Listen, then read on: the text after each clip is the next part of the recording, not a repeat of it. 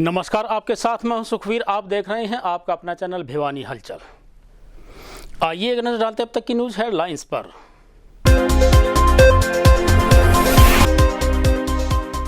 जिले में ठीक हुए 9 कोरोना पॉजिटिव, एक्टिव केसेस की संख्या हुई 84।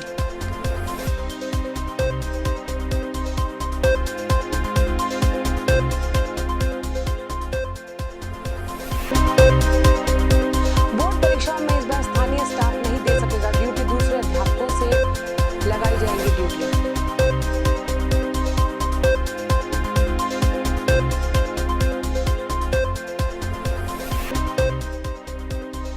सोमवारी माता पर लगा श्रद्धालुओं का मेला, श्रद्धालुओं ने परिवार सहित टेका माथा।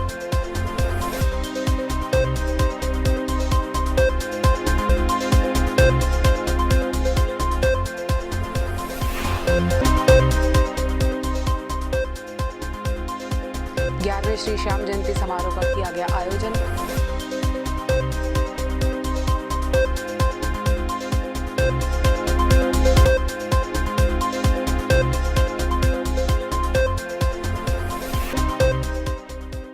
जिला शिक्षा अधिकारी ने ली प्रिंसिपल्स की बैठक, मॉडल संस्कृति स्कूल के दाखिला प्रक्रिया की भी चर्चा।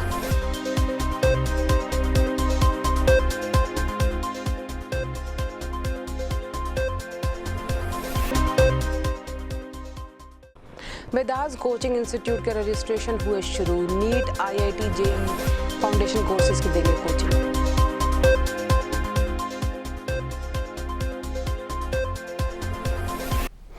और अब खबरें विस्तार से। सोमवार को भिवानी में कोरोना के 9 मरीज ठीक होने के बाद जिले में एक्टिव केसेस की संख्या 84 हो गई है। इस बारे में सीएमओ डॉक्टर सपना गहलावत ने बताया कि जिले में कुल संक्रमित 6501 लोगों में से 6270 लोग ठीक हो चुके हैं।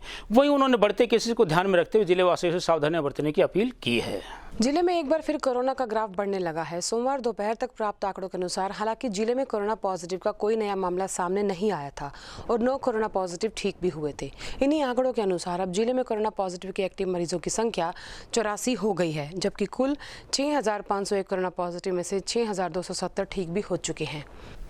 प्रदेश में नकल रहित परीक्षाओं का आयोजन करवाने के लिए स्थानीय स्टाफ की नहीं लगेगी परीक्षाओं में ड्यूटी, यह कहना है बोर्ड अध्यक्ष डॉक्टर जगबीर सिंह का। वहीं उन्होंने बताया कि प्रत्येक परीक्षा केंद्र में दूसरे स्कूलों के अध्यापकों की ड्यूटीज लगाई जाएंगी तथा परीक्षार्थियों के द्वारा प्रतिरूपण करने पर उन्हें जेल की सजा भी खानी पड़ेगी। हरियाणा विद्यालय शिक्षा बोर्ड की 20 अप्रैल से शुरू होने वाली परीक्षाएं भले ही कोविड-19 के सेकेंड फेज के दौरान हो रही हों, लेकिन विद्यालय शिक्षा बोर्ड परीक्षाओं को लेकर किसी भी तरह के कॉम्प्रोमाइज करने के मूड में नहीं है, बल्कि नकल रोकने को लेकर पूरी तरह से प्रतिबद्धता बोर्ड प्रशासन द्वारा जताई जा रही है। बोर्ड अध्यक्ष ने इस बार पहले से ज्यादा सख्त नियम बनाने की बात कही। बोर्ड की परीक्षा में दूसरे की जगह परीक्षा देते मिलने पर निश्चित तौर पर FIR दर्ज कराई जाएगी और दोषी को जेल की हवा भी खानी पड़ सकती है।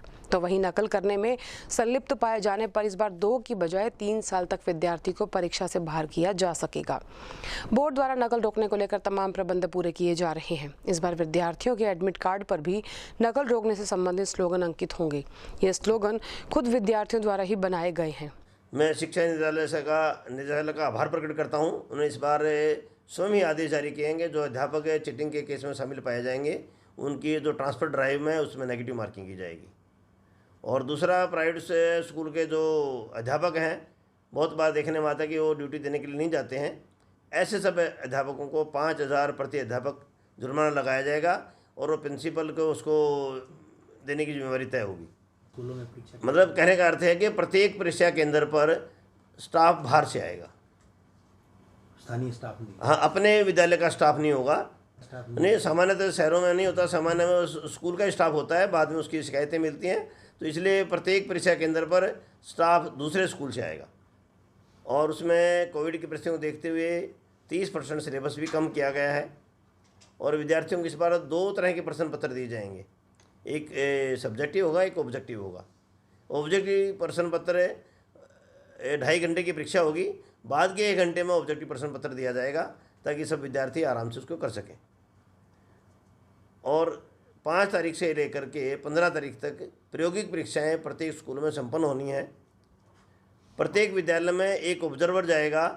उस ऑब्जर्वर की उपस्थिति में 25-25 विद्यार्थियों की जिन्होंने प्रैक्टिकल परीक्षा दी है उसको बोर्ड की साइट पर अपलोड करना है। ताकि जो विद्यार्थी प्रैक्टिकल देने आया कि नहीं आया ये इससे क्लियर हो सके। और सब विद्यार्थियों के जो एडमिट कार्ड जारी करने हैं 5 तारीख को हरियाणा विद्यालय शिक्षा बोर्ड सब विद्यार्थियों के 10वीं 12वीं के विद्यार्थियों के ओपन के और ये पीयर के एडमिट कार्ड जारी करेगा। जैसे तो आपने सामान्य पहले भी देखा है कि हरियाणा विद्यालय शिक्षा बोर्ड प्रत्येक एडमिट कार्ड पर बेटी बचाओ बेटी पढ़ाओ का स्लोगन लगाता है और पहले HKCL का भी लगाता था। और जब कोविड की परिस्थितियाँ आई तो कोविड के भी इंस्ट्रक्शंस पिक्टोरियल फॉर्म में लगाए गए, उसमें कि भी बच्चे चित्र से देखें, मास्क लगाना बहुत ज़रूरी है, सोशल डिस्टेंस ज़रूरी है, इसकी इंस्ट्रक्शन देते हुए लगाया गया। तो तीसरा इस बार उसमें बेटी बचाओ कोविड के इंस्ट्रक्शन के साथ साथ बच्चे का नकल विरोधी अभियान के लिए स्लोगन भी लगेगा। क्या नकल के प्रावधान नहीं अंकित किए जाने चाहिए सर एडमिट कार्ड के ऊपर? नहीं, प्रत्येक बच्चे को नकल की क्या सज़ा है कि इम्पोर्टेंस है केस क्या होगा उसके बारे में अलर्ट JBT के एडमिट कार्ड पे भी किया गया था, इसमें भी किया जाएगा। प्रतिरूपण में सर FIR का भी था। प्रतिरूपण में ये किया गया कि प्रत्येक की बच्चे की FIR दर्ज की जाएगी और सेंटर सुपरिटेंडेंट के द्वारा की जाएगी। और दूसरा, जिस विद्यार्थी की मान लो चाहे एक ही सब्जेक्ट के लिए आया हो, इम्प्रूवमेंट के लिए आया है या एक कंपार्टमेंट के लिए आया है, उसका पिछला रिजल्ट कैंसिल किया जाएगा। सोमवार को बासोड़ा पूजन के अवसर पर स्थानीय बाग कोठी के निकट श्रद्धालुओं द्वारा सोमवारी माता मंदिर में मेले का आयोजन किया गया। इस अवसर पर भारी संख्या में पहुंची महिलाओं ने सोमवारी माता की चावल, चीनी, घी, नारियल इत्यादि के साथ पूजा अर्चना की और परिवार की सलामती की कामना की। शहर में आज बड़ी धूमधाम से सोमवारी माता का मेला लगाया गया। अक्सर ये मेला होली के 7 दिन बाद लगाया जाता है, जो कि सोमवारी माता के नाम से जाना जाता है। श्रद्धालुओं ने इसकी मान्यता के बारे में बताते हुए कहा कि ये माता गधे पर बैठकर आई थी और ठंडी माता के नाम से जानी जाती है। इस बारे में और जानकारी देते हुए लोगों ने बताया कि इसकी पूजा के लिए रात को ही मीठे चावल, चीनी, घी और नारियल से प्रसाद चढ़ाया जाता है और सभी परिवारजन इस दिन ठंडा खाना खाते हैं और परिवार की कुशलता के लिए माता के दर्शन के लिए भी आते हैं। बसिया सोमवारी माता बताऊं निवे तोला कस है आज भाई वो समझ ले भाई माता कुमार का घर में बैठी थी तो आगे तो बचत क्या है तो इसका मेरा यह बासी खास है जताता खाना है तो ये धुका कोई नहीं आज बात सुना है कल बनते हैं सुबह दुखता है हम दोस्ते था भाई पुजारी हमारे कुमार सा इसका क्या मतलब, किस प्रकार का प्रसाद चढ़ाया जाता है, कैसा प्रसाद बनाया जाता है? स्थानीय भगत सिंह चौक के निकट स्थित इंदिरा कॉलोनी में वेदास कोचिंग इंस्टीट्यूट के बच्चों द्वारा नीट, IIT फाउंडेशन कोर्सेज की तैयारी करवाने के लिए विद्यार्थियों का रजिस्ट्रेशन शुरू कर दिया गया है। इस बारे में इंस्टीट्यूट के डायरेक्टर डॉक्टर अशोक शर्मा ने बताया कि उनके पास अत्यंत अनुभवी स्टाफ बच्चों की तैयारी में लगा हुआ है। प्राप्त जानकारी के अनुसार नगर के भगत सिंह चौक स्थित वेदास कोचिंग इंस्टीट्यूट में रजिस्ट्रेशन प्रक्रिया शुरू की जा चुकी है। वेदास इंस्टीट्यूट के academy director doctor Ashok Sharma ने बताया कि इस कोचिंग सेंटर में बच्चों को नीट, IIT, JEE और फाउंडेशन कोर्सेज की तैयारी कराई जाती है। उन्होंने ये भी बताया कि जहाँ एक तरफ इनका स्टाफ अनुभवी और योग्य है, वहीं यहाँ बच्चों की सिक्योरिटी को लेकर भी पूरा ध्यान रखा जाता है। भिवानी के अंदर एक इनिशिएटिव लिया वेदास कोचिंग इंस्टीट्यूट खोलकर। इसको खोलने के पीछे हमारा एक बड़ा ही मकसद था यहाँ पर कि हमारे जो बच्चे LN या कोटा नहीं जा सकते या हमारे पेरेंट्स जो अपने बच्चों को LN या कोटा में भेजने पर मजबूर हैं, ठीक है, या नहीं भेज सकते किसी मजबूरी की वजह से, तो उन्हीं बच्चों के लिए हम लोगों ने ये सोचकर कि क्यों ना हमारा बच्चा हमारे ही डिस्ट्रिक्ट में यहाँ पर पढ़े, इसी सोच के साथ हम लोगों ने वेदास कोचिंग इंस्टीट्यूट को यहाँ पर ओपन किया। वेदास का जो नाम है उसके अंदर ही वेदास की सोच छुपी हुई है। वेदास में V मीन्स होता है vision, E means enlightenment, D means devotion, A means ambition and Z means zeal. हमारे यहाँ पर जो हमारी कोचिंग फैकल्टीज़ हैं बहुत ही वेल क्वालिफाइड कोचिंग फैकल्टीज़ हैं। जो पढ़ाने वाले टीचर्स हैं उनकी education PhD, MTech, UPSC qualified, HCS qualified teachers हमारे यहाँ पर हैं जो आपके बच्चों को बहुत ही अच्छी एजुकेशन देंगे, ठीक है। उसके अलावा इंस्टीट्यूशन के अंदर बच्चों की सिक्योरिटी के पर्पज़ से हम लोगों ने बच्चों को ट्रांसपोर्टेशन फैसिलिटी जो है इंस्टीट्यूट प्रोवाइड करेगा। उसके अलावा जो कैंपस है वो फुली वाईफाई कैंपस है, फुली AC कैंपस है। इंफ्रास्ट्रक्चर बहुत अच्छा है। अगर आप अपने बच्चों को पहले जो LN या कोटा में भेजते थे वहाँ के इंफ्रास्ट्रक्चर से अगर आप कंपेयर करोगे, वहाँ की फैकल्टी से अगर आप कंपेयर करोगे, तो तो इस टाइम ये हमारे लिए बहुत ही लकी मोमेंट है हमारे स्टूडेंट्स के लिए कि इतनी वेल क्वालिफाइड टीम आपको वेदास जो है प्रोवाइड करवा रहा है। आपको वेल इंफ्रास्ट्रक्चर आपके बच्चे को जो है यहाँ पर मिलेगा पढ़ने के लिए। तो मेरी पेरेंट्स से रिक्वेस्ट है कि वो एक बार आएँ, विजिट करें वेदास कोचिंग सेंटर को, तभी वो अपने आप को ये महसूस कर सकते हैं कि रियली में भिवानी के अंदर कोई ऐसा सेंटर खुला है जो उनके बच्चों को क्वालिटी एजुकेशन प्रोवाइड करवा सकता है। मेरा नाम हर्ष है, मैं नीट रिपीटर बैच का बच्चा हूँ। मैं अक्टूबर से यहाँ वेदास में पढ़ रहा हूँ। फैकल्टी वगैरह बहुत सब अच्छा है, पूरा स्टडी मटेरियल वगैरह सेल्फ प्रोवाइडेड है, पूरा कैंपस वेल मैनेज्ड है, वाईफाई वगैरह सब कुछ प्रोवाइड कराया जा रहा है हमें, और फैकल्टी भी पूरा वेल एजुकेटेड और पूरा ल्यूसिड मैनर में पढ़ाया जा रहा है, और डेली प्रैक्टिस पेपर वगैरह DCP वगैरह प्रॉपर डाउट सेशंस वगैरह और करियर काउंसलिंग वगैरह की क्लासेस दी जा रही हैं, और मैं वेल सेटिस्फाइड हूँ यहाँ पे आकर। रिपीटर बच्चे हूँ और मैंने वेदास इंस्टीट्यूट ज्वाइन करा है अक्टूबर में। यहाँ का इंफ्रास्ट्रक्चर, यहाँ के टीचर्स बेस्ट हैं, मतलब हर एक टाइप का आपको DPP रेगुलर इंटरवल टाइम में मिल रहे हैं, डाउट सेशन हो रहे हैं हमारे, और टीचर्स इतने अच्छे से आपको मेंटेन करके, आपको अगर बाई चांस अगर आपको डिप्रेशन फील होता है वो आपको बताते हैं कि आपको नहीं होना, क्यों? क्योंकि ये टाइम है आपका अच्छे से पढ़ने का, टेंशन लेने का नहीं है। और बिल्कुल अच्छे से यहाँ के टीचर्स, यहाँ के सब अच्छे हैं, और यहाँ पे फुल फैसिलिटीज़ अच्छी मिली हुई हैं, फैकल्टी बहुत अच्छी है। आदर्श नगर स्थित कमला भवन में 11वां श्री श्याम बाबा समारोह आयोजित करवाया गया। इस अवसर पर भिवानी के विधायक घनश्याम सर्राफ ने बतौर मुख्य अतिथि शिरकत की। वहीं जोड़ीधाम मंदिर महंत चरणदास महाराज के सानिध्य में आयोजित कार्यक्रम में कलाकारों ने बाबा के मनमोहक भजन प्रस्तुत किए। भिवानी के पुराना बस स्टैंड के सामने आदर्श नगर में स्थित कमला भवन में 11वें श्री श्याम जयंती समारोह का आयोजन किया गया। इस समारोह में बाहर से आए कलाकारों ने भक्तों को अपने भजनों पर झूमने को मजबूर कर दिया, और भक्तों ने भी श्याम बाबा के भजनों पर झूमते नाचते हुए बाबा के भजनों का गुणगान किया। कार्यक्रम में सानिध्य महंत चरणदास जी महाराज का रहा। इस दौरान बतौर मुख्य अतिथि पहुंचे नगर के विधायक घनश्याम सर्राफ ने कहा कि श्याम बाबा के जागरण में कलाकारों ने बहुत ही अच्छे भजनों से भक्ति भाव का संदेश दिया है, और ये संदेश पूरी तरह से भक्तों तक भी पहुंचा है। पगड़ी बांध रहा है, नीले चढ़ने वाला है, वो आगे वाला है, वो आगे वाला है, पगड़ी बांध रहा है, नीले चढ़ने वाला है,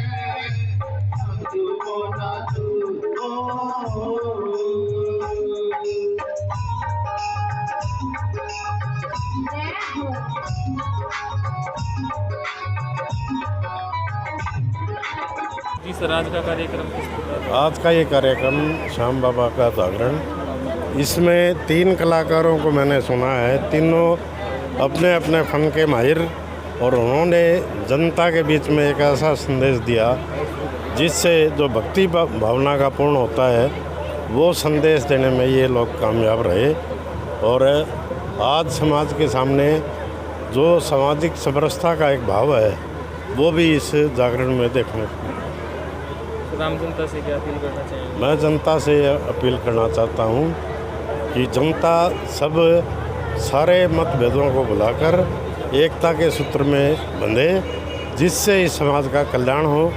और 2 मेरे तो वायदे हैं जनता के सामने, एक तो ऑक्सीजन बचाने का, दूसरा जल का संरक्षण करने का।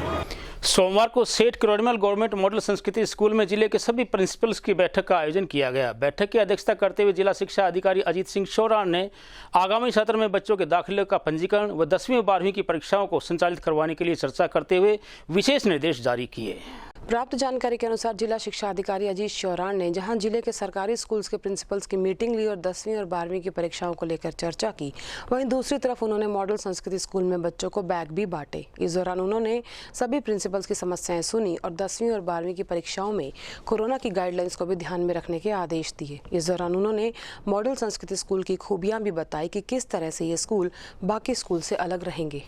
आज की मीटिंग ये ग्लोब भिवानी, जो कि हमारा डिस्ट्रिक्ट भिवानी का सबसे बड़ा ग्रुप है, उनके सभी हेड्स की मीटिंग इसलिए बुलाई गई थी कि अभी हमारी 15 दिन बाद बोर्ड परीक्षाएँ शुरू होनी है। तो किस प्रकार से हम बोर्ड के रिजल्ट 10th और 12th के रिजल्ट को बहुत अच्छा बना सकते हैं या अच्छी अचीवमेंट हमारे बच्चे इसमें करें, या हमारे डिस्ट्रिक्ट का रिज़ल्ट कैसे इम्प्रूव हो। तो टारगेट हमने 85% +2 का और 70% से अबव मैट्रिक के रिज़ल्ट के बारे में प्लान की है। और सभी हेड्स को आगाह किया कि आने वाले 15 दिन में और अच्छी तैयारी। सेकेंडरी स्कूल जो जिनको मॉडल संस्कृति स्कूल पर ब्लॉक के हिसाब से बनाया गया है, और 1418 स्कूल प्राइमरी स्कूल जिनको मॉडल संस्कृति का में कन्वर्ट किया गया है, जहां सारी फैसिलिटी होंगी। कुल मिला के 1554 स्कूल 1554 स्कूल मॉडल और संस्कृति स्कूल बनाए गए हैं। इनमें वो सारी आधुनिक सुविधाएं होंगी जो एक प्राइवेट स्कूल में भी नहीं होती। यहाँ पे अभी 1 अप्रैल से एडमिशन शुरू हो गए हैं, और हमारी जो प्राइमरी स्कूल हैं वो English medium free bag free school के नाम से जाने जाएंगे। फर्स्ट और सेकंड क्लास में बच्चों को बैग लाने की ज़रूरत नहीं, कवर्ड्स हम वहीं देंगे, वहीं सारी सुविधाएं देंगे, बच्चे वहीं किताब रखेंगे, उनको बैग की ज़रूरत नहीं पड़ेगी। तो सरकार ने बहुत ही अच्छा कदम उठाया है, और इन सभी स्कूलों में जो भी इंफ्रास्ट्रक्चर कुछ दिन पहले ही सरकार ने हमसे एस्टीमेट मांग लिए थे कि इन स्कूलों में किसी प्रकार की भी इंफ्रा में कमी है तो उसको दुरुस्त करने के लिए आप बजट की डिमांड कीजिए। और ये स्कूल अब बिल्कुल तैयार है और यहाँ एडमिशन शुरू हो गया है। और मॉडल संस्कृति के नाम से जैसे कि मॉडल स्कूल ये स्टेट में बनेंगे, एक मिसाल होंगे, प्राइवेट स्कूल को बीट करेंगे, ऐसा। कृष्णा कॉलोनी स्थित गोस्वामी लाल दास शिव मंदिर में एक श्याम बाबा के नाम कार्यक्रम का आयोजन किया गया। श्री कृष्णानंद सरस्वती जी महाराज के सानिध्य में आयोजित कार्यक्रम में श्री श्याम बाबा का रंग बिरंगा श्रृंगार करते हुए मनमोहक झांकियां प्रदर्शित की गई। वहीं मंदिर में भंडारे का आयोजन भी किया गया।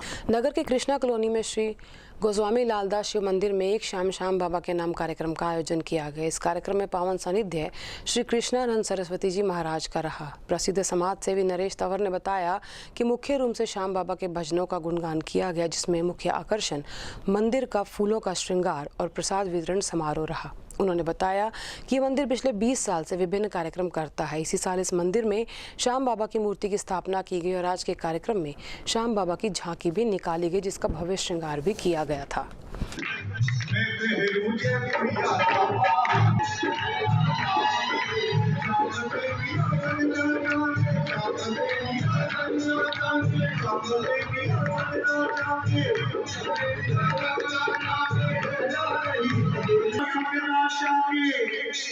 अरे श्याम प्रेमिया सजना चाहे रहना नहीं अकेले में। और आप पर कहेंगे क्या उलट बले चालू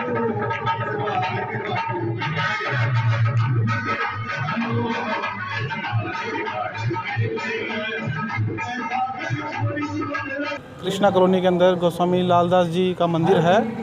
ये मंदिर हमारा पिछले 20 सालों से चल रहा है, और यहाँ अभी हमने ये अपने श्याम बाबा जी की एक मूर्ति की स्थापना की है हमने, तो उस उपलक्ष्य में ये जागरण करवाया जा रहा है। इससे पहले भी हमने एक जागरण करवाया है श्याम बाबा जी का, और यहाँ पे हम लालदास जी की श्याम बाबा जी की झांकी निकाली गई है सर, श्रृंगार किया गया, श्याम बाबा जी का पूजन किया गया है श्याम बाबा जी का, और भंडारे का भी आयोजन है शाम को। स्वामी लालदास स्वामी जी की याद में जो मंदिर बनाया गया, उस मंदिर के अंदर अब की साल श्याम बाबा की मूर्ति की स्थापना प्राण प्रतिष्ठा की गई, और आज मुख्य रूप से श्याम बाबा की भजन मंडली द्वारा गुणगान किया जा रहा है।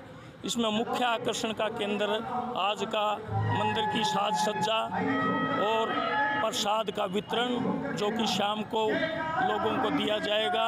उसके साथ साथ पूरे ये समीर, हंस जी, बजाज जी और इनके ये सभी साथियों ने मिलकर के बहुत ही बढ़िया श्याम बाबा का गुणगान किया गया।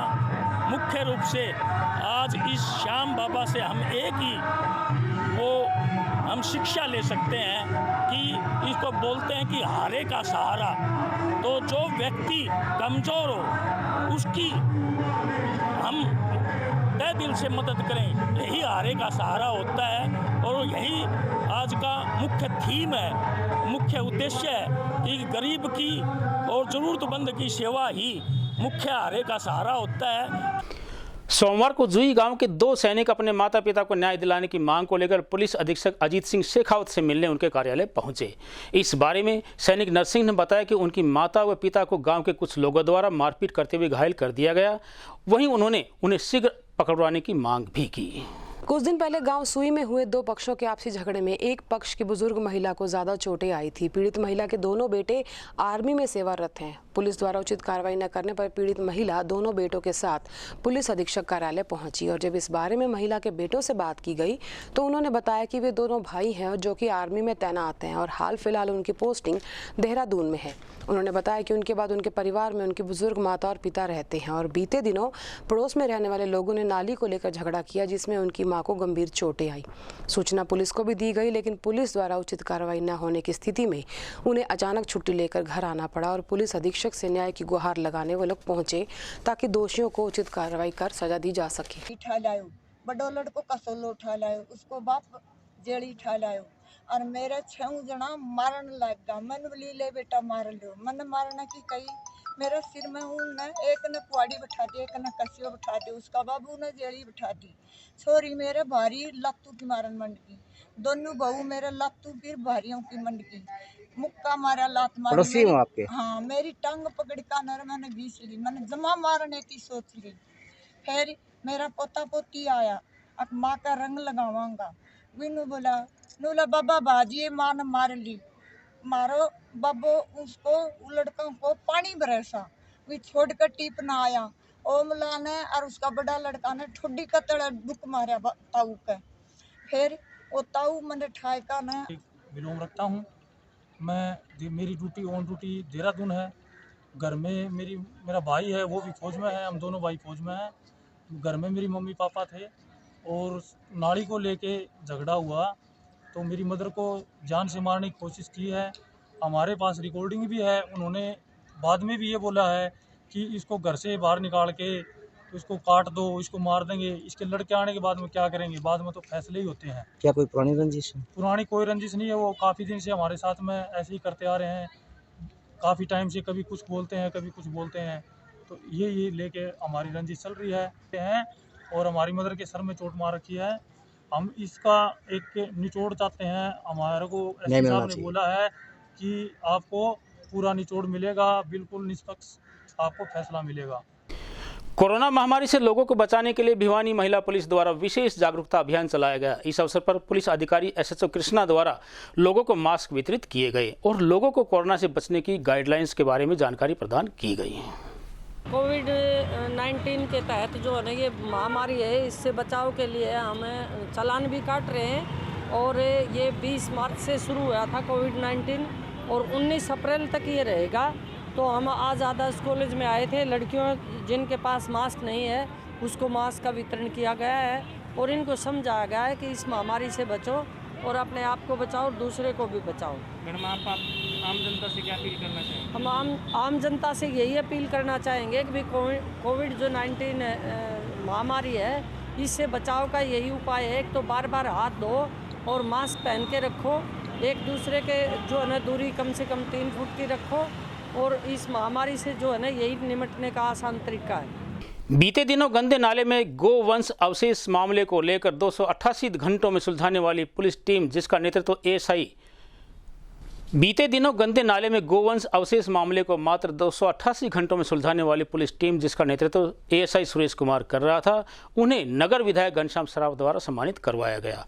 वहीं उन्होंने पूरी टीम द्वारा जिम्मेदारी से कार्य करने की सराहना की। विधायक घनश्याम सराफ ने गंदे नाले में मिले गाय के अवशेष मामले का खुलासा 288 घंटे में करने पर अनाज मंडी पुलिस चौकी के इंचार्ज एएसआई सुरेश कुमार और उसकी टीम को सम्मानित किया। उन्होंने कहा कि इस तरह के अंधे मामलों को पॉइंट्स के जोड़कर चेन बनाने और मामलों की तह तक पहुंचना काबिल तारीफ है। इस तरह के काबिल अफसरों को सम्मान दिया जाना बहुत ही ज़रूरी है ताकि उनके अलावा अन्य पुलिस कर्मचारी और अधिकारियों की हौसले अफजाई भी होती रहे। वे अनाज मंडी पुलिस चौकी के इंचार्ज सुरेश कुमार को सम्मानित करने के बाद लोगों को संबोधित कर रहे थे। उन्होंने कहा कि 5 मार्च को लोहारू रोड स्थित गंदे नाले में गोवंश के अवशेष मिले थे। उसके बाद एसपी ने अनाज मंडी पुलिस चौकी इंचार्ज को मामले का खुलासा करने की जिम्मेदारी सौंपी थी। कड़ी मेहनत और लगन की बदौलत सुरेश कुमार की टीम ने 17 मार्च को मामले का पटाक्षेप कर दिया। जिस वक्त मामला उजागर हुआ था उस वक्त किसी को भी कतई इल्म नहीं था कि गौवंश के अवशेषों के पीछे दिल्ली और यूपी के युवक भी हो सकते हैं। हमारे गौवंश की हत्या करके गंदे नाले में उनके सींगों को, खुरों को और उनके धड़ से अलग करके मस्तिष्कों को गंदे नाले में फेंका गया। उस पर 288 घंटे में हमारे चौकी के इंचार्ज सुरेश कुमार व उसके साथियों ने कड़ी मेहनत करके उन सबको पकड़ने का कार्य किया। अभी वो जांच चल रही है, उसमें जो भी व्यक्ति आगे आएंगे उन सब के ऊपर कड़ी से कड़ी कार्रवाई जो सरकार का नियम और निर्देश है उसके अनुसार उनके ऊपर किया जाएगा। और सरकार इस मामले में, गौवंश के मामले में पूरी तरह पूरी पैनी दृष्टि के द्वारा देख रही है और जो व्यक्ति भी दोषी है उसको बख्शा नहीं जाएगा। और अब चलते चलते फिर से एक नजर आज की न्यूज़ हेडलाइंस पर।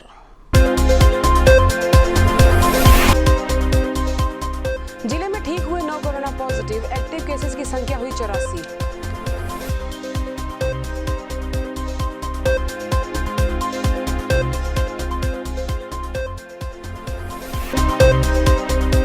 बोर्ड परीक्षाओं में इस बार स्थानीय स्टाफ नहीं दे सकेगा ड्यूटी, दूसरे अध्यापकों से लगाई जाएंगी ड्यूटियां।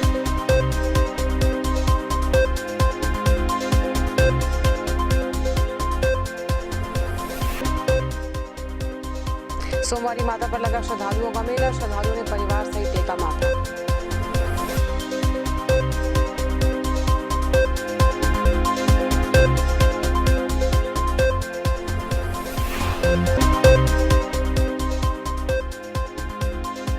ग्यारहवें श्री श्याम जयंती समारोह का किया गया आयोजन।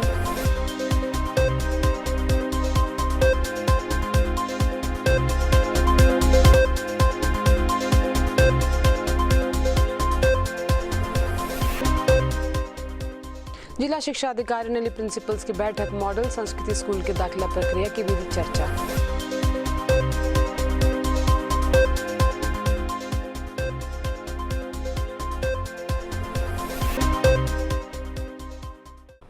वेदास कोचिंग इंस्टीट्यूट के रजिस्ट्रेशन हुए शुरू, NEET, IIT, JEE foundation courses की देंगे कोचिंग।